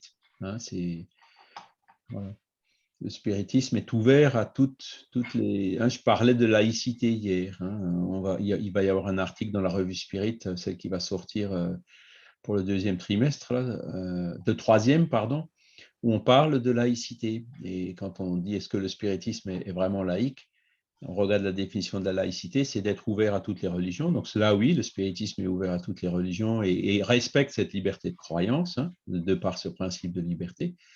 Par contre, la laïcité aussi laisse à chacun, c'est la conscience de chacun de croire tout ce qu'il veut. Alors que le spiritisme, lui, prend position sur un certain nombre de choses. Hein. Il dit, ben, la résurrection, non, c'est la réincarnation. Il prend position sur certaines erreurs, entre guillemets, qu'on peut trouver dans une religion X, Y ou Z. D'accord ? Donc, dans ce sens-là, déjà, le spiritisme n'est pas laïque puisqu'il prend position. Vous voyez ? Et donc, tout est toujours… dans la définition des mots, qu'est-ce que ça veut vraiment dire? Et souvent, ben, est-ce que le spiritisme est une science? Ben, c'est oui et non. Est-ce que le spiritisme est une religion? C'est oui et non. Est-ce que le spiritisme est laïque? Oui et non. Le spiritisme, c'est vraiment quelque chose qui est différent par rapport à toutes ces conceptions du passé et qu'on a du mal, on ne peut pas remettre le spiritisme dans ces boîtes du passé parce qu'il est en dehors. Hein. Il est, comme ils disent en anglais, out of the box, hein, en dehors de la boîte. Hein. Et donc, on n'arrivera pas, notre tendance, c'est toujours de vouloir classer les choses.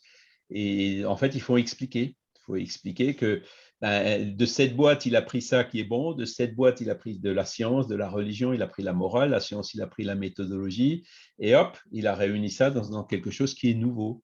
Hein.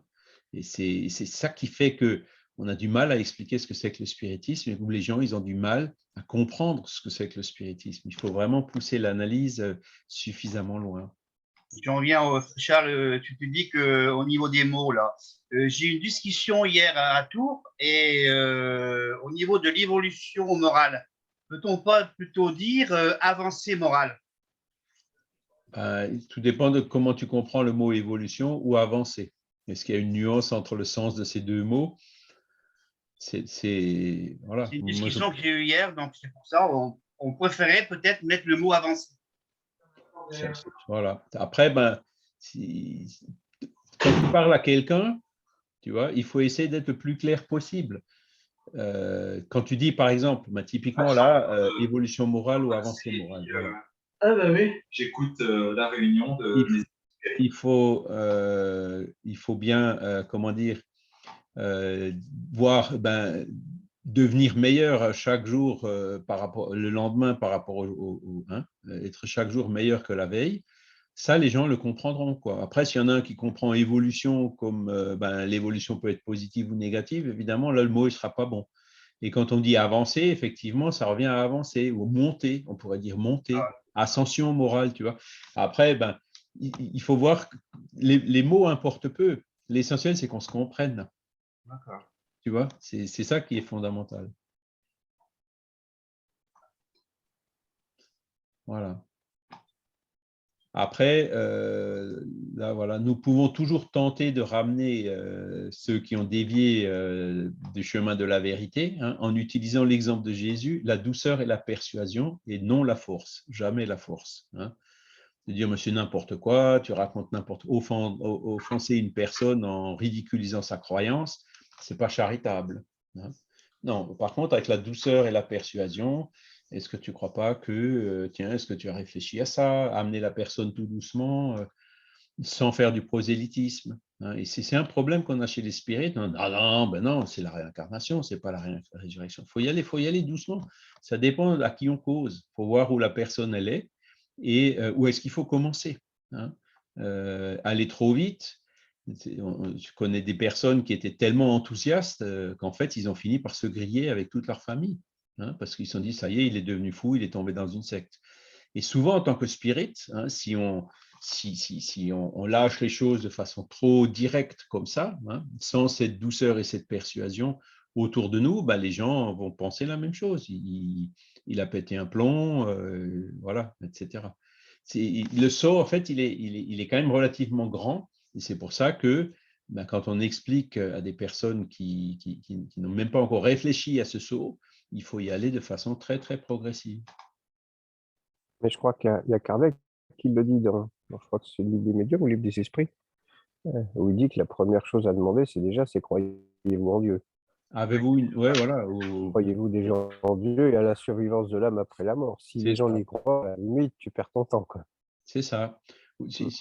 Quelqu'un qui ne pense pas qu'il a une lame, ça ne sert à rien de lui parler de médiumnité ou de réincarnation. Il ne pense même pas qu'il a une lame, donc il va encore moins penser d'où l'âme elle vient et où elle va. Tu vois? Donc il faut commencer par ça en disant, est-ce que tu es sûr que, en parlant justement, est-ce que tu n'as pas du libre arbitre, hein? Tu ne peux pas décider de faire ce que tu veux à un instant T. Il faut commencer par là. Donc il faut le dire, tu vois bien qu'il y a autre chose que des réactions biochimiques aléatoires. Tu vois? Et là, le cas de l'EMI, le gars qui arrêt cardiaque, électroencéphalogramme plat, qui a plein de perceptions et tout. Oui, mais c'est parce que l'oxygène du cerveau, les hallucinations, les machins. Oui, mais bon, quand il arrive à dire qu'à tel endroit, dans tel tiroir, où il s'est dit telle et telle chose, des choses qui sont vraies, c'est plus une hallucination. Hein, il faut commencer par là, il faut commencer par le commencement. Et après, une fois que la personne, ah oui, effectivement, tu as raison, je pense qu'on a une âme. Après, ah oui, mais cette âme, elle vient d'où? Tu vois, là, tu peux continuer. Y aller, comme il dit, avec douceur et persuasion et aussi avec méthode. Oui. Voilà. S'il y a quelque chose qu'il soit permis d'imposer, c'est le bien et la fraternité. Voilà. Mais donc, celui qui est obligé d'utiliser de violence pour faire passer ses idées, ça veut dire que ses idées ne sont pas fortes. Hein. Les idées fortes finiront par s'imposer naturellement sans qu'il y ait besoin de violence. Voilà. L'esclavage, alors bon, l'esclavage, c'était le cas encore il y a au 19e siècle, mais aujourd'hui, il y a des formes d'esclavage modernes aussi, d'exploitation et autres. Bon, ben, forcément, celui qui rend d'autres personnes esclaves, lui, par contre, il porte une sacrée responsabilité. Ça, c'est autre chose. Voyez. Le jour où il n'y aura plus d'esclavage sur la terre, celui qui doit expier en étant esclave, il sera bien obligé d'aller être esclave sur une autre planète. Hein, vous voyez, c'est encore un autre exemple de pourquoi certains esprits pourront prendre d'eux-mêmes la décision de ne plus se réincarner sur la terre. Vincent? Mais je crois qu'on n'est pas très développé au niveau de nos rapports humains, parce que quand on parle de mal, de bien, on a plein de termes qui permettent de juger, de classer, d'ordonner, mais il y a peu de termes, on parle de vérité aussi, ça c'est des termes qui sont génériques, mais est-ce que... Alors par exemple, je vais prendre un exemple extrême, par exemple pour le mouvement du fascisme allemand, la race aryenne, l'homme pur, c'était leur vérité. L'homme pur, pour eux, c'était la vérité. C'était un système de pensée. Et de quel droit on doit imposer? Alors, qu'est-ce qui est derrière la vérité? Qu'est-ce qui est derrière le mal, le bien? Parce que là, on est dans des termes génériques. Et moi, ça me pose question quand même. Mais ce qui est derrière, ce sont les lois de la nature. Mais c'est quoi les lois de la nature? Là aussi, on revient à ce principe d'égalité. Les lois de la nature sont les mêmes pour tous. Et donc, la définition du bien et du mal, on se ramène, c'est tout ce qui est en harmonie ou en disharmonie avec les lois de la nature. C'est là le référentiel qu'amène, je ne sais pas ce qui est écrit dans le livre des esprits. Hein. C'est le référentiel qu'amène le spiritisme pour le bien et le mal, par exemple, c'est les lois de la nature. Est-ce qu'il y a des races qui sont supérieures à d'autres? Est-ce qu'il y a des races qui sont plus pures que d'autres? Alors, la race aryenne va dire la loi de la nature, c'est la race aryenne, c'est l'homme pur, c'est l'homme blond, voilà, c'est ça la vérité.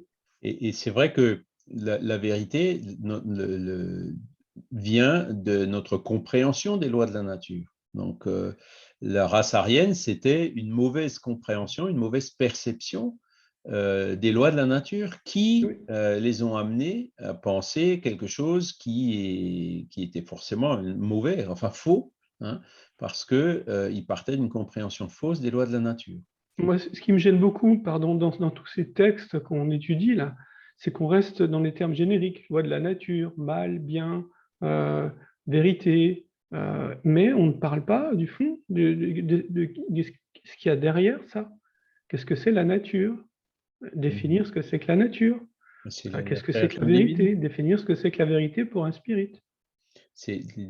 La nature a été créée par Dieu, hein, donc c'est la création divine, et puis donc faite de tous les attributs de Dieu, y compris sa perfection, son infinie miséricorde, etc., a fait des lois de la nature qui sont absolument justes et équitables, qui sont les mêmes pour tous. Notre compréhension des lois de la nature est relative à notre degré d'évolution. C'est là encore où intervient cette liberté, hein. Plus on évolue, mieux on comprend les lois de la nature. Quand on ne les comprend pas, on peut effectivement penser que des choses qui en fait sont fausses, hein, comme dans le cas que tu as cité. Mais si on fait quelque chose qui, même en pensant que c'est bien, mais qui est contraire aux lois de la nature, c'est les lois de la nature qui prévaudront, hein. C'est-à-dire que la loi de cause à effet viendra, on se rendra compte tôt ou tard de l'erreur qu'on a faite. Et c'est justement comme ça que la science progresse, que la connaissance des lois de la nature progresse. C'est, on essaye quelque chose, d'un coup, hop, au fur et à mesure, on se rend compte des inconvénients, que ça ne va pas, et on se dit, non, c'est pas bon, c'est pas, hein. Tous les gens fumaient parce que ça faisait bien de fumer et tout, ça détendait, etc. C'est après qu'on s'est rendu compte des goudrons, de la nicotine, des cancers et tout. Aujourd'hui, on a évolué par rapport à ça. Et l'évolution, elle se fait comme ça, hein. On se tape avec le marteau sur un doigt. C'est des choses simples, hein. Là, le référentiel, il est là, hein. C'est les lois de la nature. Alors, c'est sûr que là encore, on parle de liberté. Les gens avaient la liberté de fumer. Leur responsabilité, elle était forcément amoindrie parce qu'ils ne savaient pas que ça faisait du mal. D'accord? Aujourd'hui, où les gens fument, alors que c'est écrit noir sur blanc sur les paquets de cigarettes que ça fait du mal, leur responsabilité sera forcément plus fortement engagée que la personne qu'à l'époque où on ne savait pas les conséquences. Et c'est comme ça que on évolue, on découvre de plus en plus les lois de la nature et on adapte notre comportement, hein, qui va dans le sens de l'harmonie avec les lois de la nature, c'est-à-dire qui va dans le sens du bien. Alors, je vais aller aussi à l'extrême, hein. Là, je vais dire, par exemple, alors ce que tu me dis, c'est ne pas porter atteinte à la vie qu'on nous a donnée, hein, au corps et à la conscience. La vie des prochains, quoi. Voilà, à soi-même même, hein, à sa conscience. Mais, par exemple, quelqu'un qui est dépressif, oui. Il porte atteinte à sa vie, il porte atteinte à sa conscience, parce que sa conscience a tendance à le détruire. Alors, Oui. quelle est sa responsabilité? Eh bien, là aussi, personne ne souffre de dépression de façon injuste. La dépression, elle a forcément une cause, hein. Et si le dépressif arrive à éliminer cette cause, hein, la dépression, elle disparaîtra tout seul. Et c'est là où il faut aider la personne à trouver la cause. Alors, il peut y avoir une cause physiologique, hein, des déséquilibres hormonaux et autres, qui eux-mêmes peuvent avoir des causes ailleurs. Donc, il y a certains cas où, au niveau de la thyroïde ou autre chose, la médecine arrive à corriger et à considérablement améliorer l'état des dépressifs. Donc, tout ce que la médecine peut faire avec l'allopathie ou l'homéopathie ou autre, elle doit le faire, clairement. Mais ensuite, là, si le fait d'avoir un déséquilibre thyroïdien, par exemple, a une autre cause plus loin qui est plutôt d'ordre spirituel, soit la personne suit le traitement en tant qu'elle n'aura pas éliminé cette autre cause, soit effectivement, elle pourra peut-être un jour comprendre cette autre cause, y travailler pour l'éliminer. Dans ce cas-là, elle n'aurait même plus besoin des médicaments. Donc, même la dépression, alors c'est sûr, le dépressif, quelqu'un qui a une dépression profonde et qui se suicide, aura aussi un degré de responsabilité moindre par rapport à cause des circonstances qui ont amené à son acte. Mais ça ne veut pas dire que la responsabilité sera nulle. Tu vois, parce que cette personne comprendra aussi ben, une fois dans le monde spirituel, elle aura peut-être la vision là justement de tout ce qui a amené à ça. Et elle comprendra que ben, le suicide, ce n'était pas la bonne porte de sortie, hein, puisqu'il se retrouvera avec des liaisons péréspritales qu'il va falloir corriger dans une vie suivante par des maladies ou ce genre de choses. C'est le livre Exit, hein, ça y est, il est là. Hein, je vous en ai parlé plusieurs fois. Vous pouvez le trouver chez Pipineau, et qui raconte justement ben, une personne qui effectivement a subi des revers assez forts dans sa vie, qui a commis un suicide en ingérant du poison, et qui donc explique tout ce qui s'est passé par après, hein, comment le temps qu'elle a passé dans le trouble, et puis comment elle a été reçue, et les choses se sont expliquées, etc., et jusqu'au choix de sa réincarnation, où elle savait très bien qu'elle allait se réincarner chez un couple, hein, dont la mère, pendant le sommeil, à l'état d'esprit, a dit qu'elle était d'accord et qu'elle allait mourir à 20 ans d'un cancer des voies digestives. Hein. Oui, sans parler, excuse-moi Charles, sans parler de maladies ou de blanc de thyroïde ou autre, ça peut être aussi une épreuve qu'il a demandé à subir sur Terre et qu'il n'a pas accepté. C'est ça. Ouais. Ou alors il a mis la barre trop haut. Voilà, c'est ça. Mais c'est l'esprit lui-même souvent qui place la barre assez haut. Hein. Et c'est pour ça que le message spirit, il est quand même globalement positif par rapport à tout ça, en disant que non, il faut y croire, on va y arriver. Voilà ce qu'il faut faire, prenons les problèmes un par un. Il y a toujours des mains tendues qui sont là pour vous aider. C'est ce qu'il dit là. Hein. La seule chose qu'on peut imposer, ben, c'est le bien et la charité. Hein. Voilà. Et la mission spirit, c'est justement ça, c'est d'aider ces personnes, hein, ou les personnes qui souffrent d'obsession ou autres. Voilà.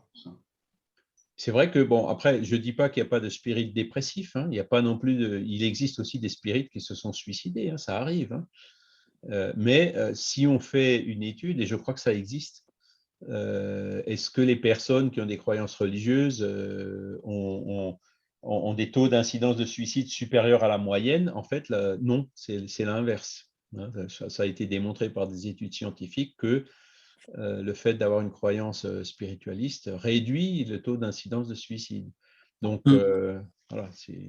J'avais vu ça également dans ce que tu dis là, Charles, c'est vrai, j'avais vu ça dans une conférence il y a peu de temps d'ailleurs, où il disait que les gens qui étaient ouverts à la spiritualité, effectivement, étaient moins portés à se suicider, et beaucoup moins que les gens qui sont plus matérialistes, parce que le matérialisme, on essaye de trouver, comment dirais-je, une espèce de bonheur, de bien-être, qui finalement n'arrive pas, il en faut toujours plus, et puis il arrive un moment où on se rend compte qu'à travers le matérialisme, on ne trouvera pas justement ce bonheur. Et les gens qui sont ouverts à la spiritualité trouvent plus facilement ce bonheur, et donc sont moins sujets à… L'argent ne fait pas le bonheur. Et il y a des statistiques là-dessus, et c'est vrai que c'est assez parlant. Je vous encourage à regarder les conférences des médecins de l'Association internationale là, de médecins spirites. Là, donc, ils ont fait un congrès l'année dernière en novembre, et puis cette année aussi, il y a 2 ans aussi en novembre. Et toutes les conférences des anciens congrès médecine et spiritualité que le mouvement spirit francophone est en train de mettre sur sa chaîne YouTube dédiée, hein, à la médecine et à la spiritualité. Et là, vous trouverez beaucoup d'études dans ce sens, effectivement. Et des études publiées dans des revues avec des méthodologies en double aveugle et tout ce qui va bien. Et la nouvelle conférence de Paolo, c'est quand? Paolo, c'est le 26, donc c'est dimanche. D'accord. C'est dimanche. Michel? Oui, Charles, je voudrais dire 2 petites choses. La première, en effet, quand on cherche la spiritualité, en fait, on n'hésite pas aussi peut-être à demander de l'aide. Et quand on demande de l'aide d'en haut, eh bien, on la reçoit toujours. C'est peut-être la raison aussi pour laquelle il y a moins de suicides chez les gens spirituels plus que chez les gens matérialistes. Demandez, vous obtiendrez. Hein. Mais c'est ça. On n'hésite pas à demander. Quand on n'est pas bien, quand on est au fond du gouffre, eh bien, qu'est-ce qu'on fait? On se retourne vers qui? Vers quoi? Voilà, vers ce qui nous reste. Et ce qui nous reste, eh bien, c'est la spiritualité. Et dans ces cas-là, on n'hésite pas à demander.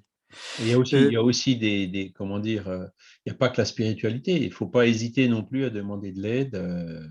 Aussi autour de nous, bien sûr. Autour de nous, oui. Bien sûr. Et à propos de la question de Vincent, que je comprends très bien, et de ces lois divines.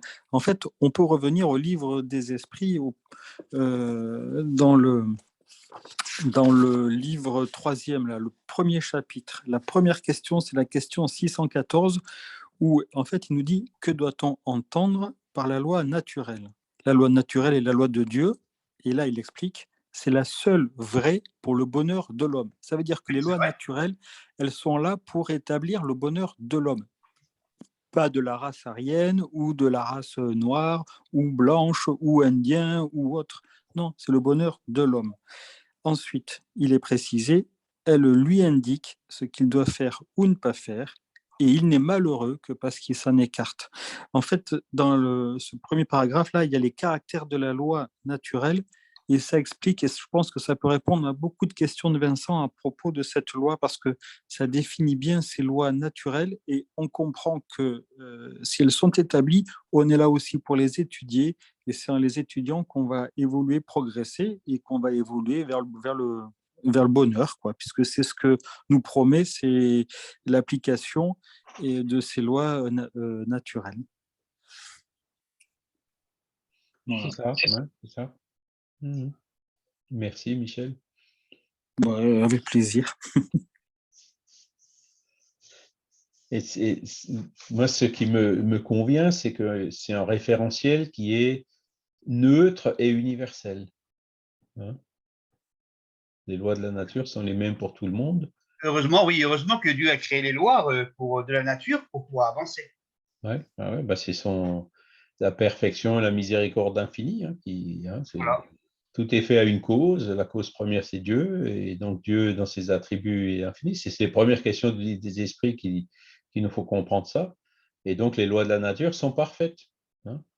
Je vous ai montré le livre, là, Dieu, la science, l'épreuve, là, qui est sorti il n'y a pas longtemps. Là, Bon, j'ai bien avancé dans la lecture. La première partie, qui est la partie scientifique, j'ai terminé de la lire. Le réglage fin de l'univers, le fait que l'univers a un début, qu'il aura une fin, que voilà. Toutes ces observations poussent aujourd'hui la science à dire il y a une cause, il y a vers l'existence de Dieu. Hein. Et plus la science découvre les lois de la nature, plus elle se rend compte que elles ne peuvent pas être le fruit du hasard. Le passage de l'inerte au vivant, hein, même si, hein, c'est Darwin qui disait, c'est écrit dans le livre, qu'il y a des mares d'eau chaude, une espèce de soupe où se produisent des fragments de molécules de protéines, des choses comme ça pour créer la première cellule, la cellule la plus simple vivante. Je me souviens plus comment elle s'appelle, hein, l'être monocellulaire avec la faculté de se développer, de se reproduire, de se dupliquer, etc. Eh ben, ils ont calculé la probabilité pour que de cette soupe où il y a ces fragments de molécules, donc les matériaux sont bien dans la soupe, mais pour pouvoir ensuite avoir des briques de Lego et puis pour pouvoir les monter et puis faire la première molécule de protéines, ben, la probabilité que ça vienne du hasard, c'est 10 puissance, une chance sur 10 puissance 150 ou 200. Ce sont des nombres, ça veut dire en gros, c'est zéro, la probabilité est nulle. Donc, s'il n'y a pas une influence, donc, comment dire, spirituelle, hein, le moule qui va faire de sorte que ces molécules, donc périspritales, qui va faire que ces molécules s'assemblent pour former ces protéines et pour in fine arriver à former la cellule, ils disent la probabilité. C'est comme s'il y a un coup de vent qui passe sur un tas de ferraille et qu'après ce coup de vent, on a un Boeing 747. Vous voyez, on prend les pièces d'une montre, on les jette par terre et pouf, la montre se remonte par hasard toute seule par terre. C'est ce genre de raisonnement qu'ils font. Hein, et ils sont arrivés à faire des calculs qui montrent par A plus B que ça ne peut pas être le fruit du hasard, on est obligé d'avoir autre chose qui l'explique. Et donc, là, la science avance maintenant et sort du matériel, hein, avance dans les connaissances de la loi de la nature et tout doucement entre dans ces considérations spirituelles. Philippe Guillemont qui dit que dans l'embryogénèse, hein, c'est aussi quelque chose qui est cité dans ce livre, l'entropie est négative. Donc, on est obligé, forcément, il y a une énergie qui vient de quelque part. Et cette énergie vient donc du moule qui est le Père Esprit. Et voilà, donc au fur et à mesure, la compréhension des lois de la nature évolue. Les lois de la nature, elles restent immuables, hein, ce sont les mêmes depuis le Big Bang. Et donc, notre compréhension évoluant, après, on se mettra plus ou moins en conformité avec elle de façon naturelle ou parfois même un peu forcée, hein, comme dans le cas on a cité le tabac, on peut citer plein d'autres exemples. L'alimentation, l'hygiène de vie, enfin, il y a plein de sujets où on se rend compte que, voilà, on a tout intérêt à se mettre le plus en harmonie possible avec les lois naturelles. Le réchauffement climatique, c'en est encore un autre. On prenait les voitures, on brûlait le charbon, le gaz, les énergies fossiles qui se retrouvent dans l'atmosphère. Et maintenant, on se rend compte, ou pas. C'est un peu tard d'ailleurs même, hein, puisque le CO2 qui est dans l'atmosphère, il ne sortira pas comme ça. Mais aujourd'hui, voilà, on fait des efforts, on pollue moins, on utilise plutôt des voitures électriques ou autres. On cherche des sources alternatives de production d'énergie qui sont respectables de l'environnement. C'est comme ça qu'on évolue. Voyez, au niveau de l'individu, c'est la même chose. Se mettre en adéquation en harmonie le plus possible avec les lois de la nature. Et c'est ça qui nous rendra heureux. Je peux l'expliquer aussi moi je l'explique avec le Scrabble. Tu prends un Scrabble, tu le jettes en l'air et quand il retombe, il y a toutes les lettres qui se sont formées. Oui, c'est ça, ouais. Bon, voilà. Et puis on a quand même, c'était le sujet aujourd'hui, c'est le libre arbitre. Effectivement, je reprends ce que disait Vincent avec la montée du nazisme en 39, pardon, même en 36. Les gens étaient libres de quitter leur pays, d'aller autre part, et de ne pas subir justement cette dictature. On la retrouve aussi dans certains pays musulmans. On a des extrémistes musulmans qui veulent éradiquer les catholiques encore. Et puis les catholiques l'ont fait à une autre époque. Donc bref, on est toujours capable. Et on a eu encore un très bel exemple avec le Covid. Là, il n'y a pas longtemps, on était libre de mettre un masque ou de ne pas mettre un masque. On était libre de se faire vacciner ou pas se faire vacciner, avec bien évidemment les conséquences que ça entraîne derrière. Donc, soit on prenait l'avion, on était vacciné, soit on y allait à pied ou en voiture et puis on n'était pas vacciné. Mais là, il y a toujours aussi un phénomène de liberté. C'est la liberté des uns s'arrête où commence celle des autres. Donc, je suis libre de ne pas me faire vacciner, mais que j'aille pas râler, par contre, si je ne peux plus rentrer dans un cinéma ou si je ne peux plus prendre l'avion. Je ne suis pas libre de contaminer quelqu'un d'autre par l'abus de ma liberté qui ensuite le rende malade, voire le font mourir. Là, c'est moi qui serai responsable. Hein. Je suis libre de le faire, mais je serai responsable des conséquences. Voilà. C'est ça. Et puis, je discute des fois aussi avec on en parlait tout à l'heure des SDF. Et il y en a, il me disait qu'il était, depuis qu'il était SDF, il était plus libre qu'avant. Ah, mais ça peut. Ouais. C'est comme des gens qui quittent leur emploi et qui se mettent à leur compte avec des contrats apparemment précaires, mais qui préfèrent ça justement parce qu'ils se sentent plus libres. C'est un choix qu'ils ont fait, avec des risques, des opportunités, des risques, des avantages, des inconvénients. Voilà. Et on tend toujours de toute façon vers la moralité. Hein. Le spiritisme, de toute façon, nous l'apprend. Hein. Si on veut avancer, c'est vers la moralité de toute façon. On n'aura plus le libre arbitre bientôt, Charles, puisque dans les mondes supérieurs, il n'y a plus de bien et de mal. Donc, il n'y a plus qu'une seule issue, c'est le bien. Donc, tu n'auras plus de libre arbitre. Tout ce que tu feras est bien. Et en plus, tu le feras pas parce que tu y es obligé, mais tu le feras parce que tu le veux, parce que tu l'as compris. Ouais, tu tout vois. à fait. Tout à fait. Tu le feras de façon tout à fait autonome et pas du tout en vue d'une récompense ou avec la peur d'une punition.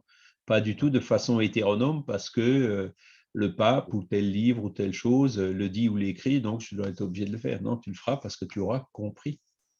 C'est ça les mondes les plus évolués. On a encore un petit peu de chemin. C'est vrai, on n'y est pas encore, mais la vision du spiritisme, c'est de dire, bon, on sait où on doit aller. Hein. Maintenant, il y a qu'à. Il faut travailler sur nous-mêmes. On sait que ça met du temps. Les boulets, l'égoïsme, l'orgueil, ces boulets-là, on ne s'en débarrasse pas comme ça, mais on sent quand même qu'on arrive à… Je ne sais pas, moi, depuis que vous êtes spirit, est-ce que vous avez déjà senti que vous êtes allé un peu dans le bon sens? Oui. Moi, je peux vous dire sincèrement qu'il y a beaucoup de choses que je faisais dans le passé que je ne fais plus. Hein. Oui, il y a surtout une prise de… travail un peu plus déjà.